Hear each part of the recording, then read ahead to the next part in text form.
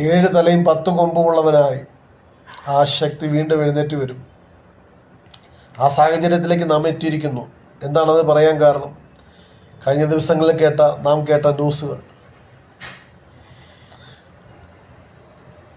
Pop പോലും ടെററിസ്റ്റുകൾക്ക് വേണ്ടിയിട്ട് അനുകൂലമായി സംസാരിക്കുന്നു.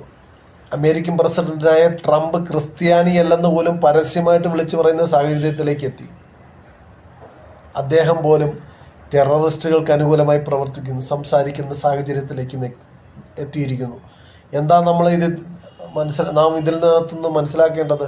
തിരുവെഴുത്തുകൾക്ക് ഒരു വള്ളിയും പുള്ളിയും ശേഷിക്കാതെ വണ്ണം അതങ്ങനെ തന്നെ സംഭവിച്ചേ പറ്റൂ എന്ന് പറഞ്ഞാൽ, പഴയ സാമ്രാജ്യത്വ ശക്തികളെല്ലാം കൂടി എഴുന്നേറ്റ് വന്ന് ഇസ്രായേലിന് വിരോധമായിട്ട് പ്രവർത്തിക്കേണ്ട സാഹചര്യം അങ്ങനെ വരുമെന്ന് തിരുവെഴുത്ത് നമ്മെ പഠിപ്പിക്കുന്നു.